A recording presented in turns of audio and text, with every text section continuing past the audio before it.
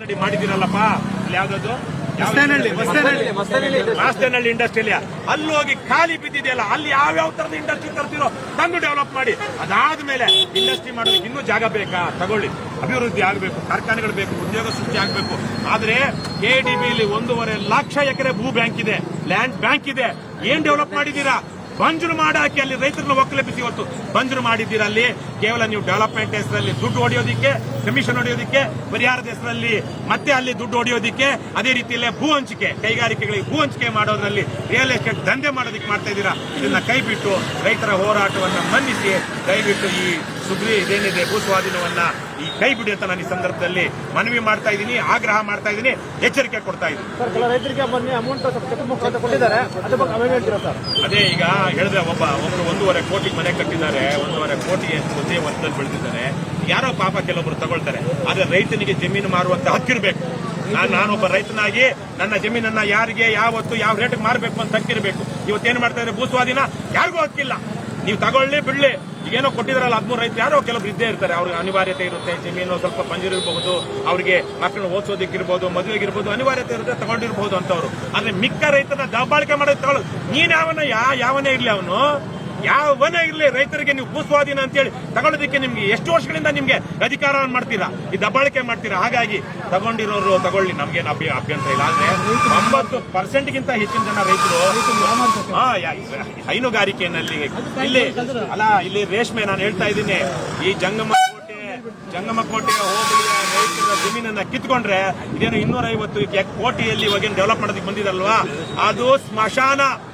ಸ್ಮಶಾನವಾಗುತ್ತೆ ರೇಷ್ಮೆ ಮಾರುಕಟ್ಟೆ ಯಾಕೆಂದ್ರೆ ರೇಷ್ಮೆನೇ ಗೂಡೇ ಬರ್ದೇ ಇದ್ಮೇಲೆ ಅಲ್ಲೇನಿರುತ್ತೆ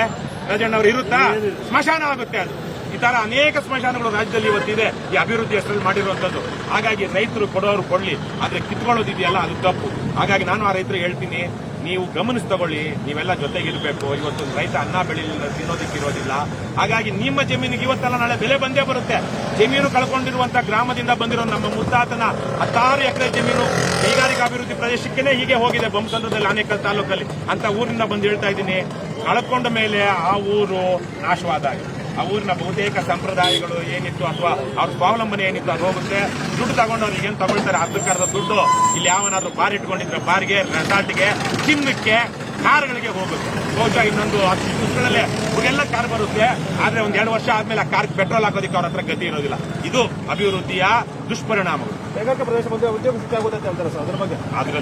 ಇದೇನೇ ಇಲ್ಲ ಅದ್ರ ಬಗ್ಗೆ ನಮಗೂ ನಾವು ಒಪ್ಕೊಳ್ತೀವಿ ಆದ್ರೆ ಆಗಲೇ ಕೈಗಾರಿಕೆಗಳು ಬರ್ಬೇಕಲ್ವಾ ಈಗಾಗಲೇ ಕೈಗಾರಿಕಾ ಪ್ರದೇಶಗಳು ಅಭಿವೃದ್ಧಿ ಅಂತೇಳಿ 1.5 ಲಕ್ಷ ಎಕರೆಗಳ ಅಭಿವೃದ್ಧಿ ಮಾಡಿದ್ರಲ್ವಾ ಎಷ್ಟು ಕೈಗಾರಿಕೆಗಳು ಬಂದಿದೆ ಅಲ್ಲಿ ಯಾಕೆ ಮಾಡೋದಕ್ಕಾಗ್ತಾ ಇಲ್ಲ ಇಲ್ಲಿ ನೀರಿಲ್ಲದೆ ಇರೋದನ್ನ ಯಾವ ಅಮೃತದ ತರ ತಗೊಂಡು ಜನ ಇಲ್ಲಿ ಇಂಥ ಬೆಳೆ ಬೆಳೀತಾ ಇದ್ದಾರೆ ಅಲ್ಲಿ ಕೃಷ್ಣಾ ನದಿ ಇದೆ ತುಂಗಭದ್ರಾ ಇದೆ ಭೀಮಾ ಇದೆ ಮಲಪ್ರಭಾ ಘಟಪ್ರಭಾಗಳಿದೆ ನೀರಿಗೆ ಯಾವುದೇ ಕೈಗಾರಿಕೆಗಳಲ್ಲಿ ಸ್ವಲ್ಪ ನೀರು ಬೇಕಲ್ವಾ ಅಂತಹ ಜಾಗಗಳಲ್ಲಿ ಹೋಗಿ ನೀವು ಯಾಕೆ ಅಭಿವೃದ್ಧಿ ಮಾಡ್ತಾ ಇಲ್ಲ ಯಾಕೆ ಇಲ್ಲೇ ಮಾಡ್ತಾ ಇದ್ದೀರಾ ಯಾಕೆ ಇಲ್ಲಿ ಎಕರೆಗೆ ಪರಿಹಾರ 1.5 ಕೋಟಿ 10% ಕಮಿಷನ್ ಅಂದ್ರೆ ಎಕರೆಗೆ 15 ಲಕ್ಷ ಈ ಲೋಫರ್ಗಳು ಲುಚ್ಚಾಗಳು ಹಲ್ಕಾಗಳು ಕೆಡಿಬಿಲ್ ಇರೋದು ಅಲ್ಲಿ 20 ಲಕ್ಷ 15 ಲಕ್ಷ ಪರಿಹಾರ ಎಲ್ಲಿ ಉತ್ತರ ಕರ್ನಾಟಕದಲ್ಲಿ ಅಲ್ಲಿ 1 ಎಕರೆಗೆ ಕಮಿಷನ್ ಈ ಅಮೇಧ್ಯ ತಿನ್ನೋದಕ್ಕೆ ಇವ್ರು ಇಲ್ಲಿ ಮಾಡ್ತಾ ಇರೋದು ಕೈಗಾರಿಕೆಗಳು ಬೇಕು ನಮ್ಮಲ್ಲೇ ನಮ್ಮ ಮುದ್ದಾತನ ಜಮೀನಿನಲ್ಲಿ ಕೈಗಾರಿಕೆಗಳನ್ನು ತಗೊಂಡಿರೋದ್ರಲ್ಲಿ ಇವತ್ತು ಆ ಕೈಗಾರಿಕೆಗಳು ಮುಗಿದು ಅಲ್ಲೇ ಅಪಾರ್ಟ್ಮೆಂಟ್ ಕಟ್ತಾ ಇದ್ದಾರೆ ಬೊಮ್ಮಸಂದ್ರ ಇಂಡಸ್ಟ್ರಿಯಲ್ ಏರಿಯಾದಲ್ಲಿ ನನ್ನ ಮುತ್ತಾತ ನನ್ನ ತಾತ ಹುತ್ತಿ ಬೆಳೆದಂತ ಜಮೀನಿನಲ್ಲಿ ಇವತ್ತು ಅಪಾರ್ಟ್ಮೆಂಟ್ ಬರ್ತಾ ಇದೆ ಕೈಗಾರಿಕೆಗಳಿಗಂತ ತಗೊಂಡಿರೋದ್ರಲ್ಲಿ ಹಾಗಾಗಿ ಇದು ರಿಯಲ್ ಎಸ್ಟೇಟ್ ಏನೋ ಅಥವಾ ಕೈಗಾರಿಕೆಗಳಿಗಂತ ಮಾಡ್ತಾ ಇರುವಂತಹದ್ದು ಇದನ್ನು ಚೆನ್ನಾಗಿ ಗಮನಿಸಬೇಕು ಹೇಳಿ ನೀವು ಅವರಿಬ್ರು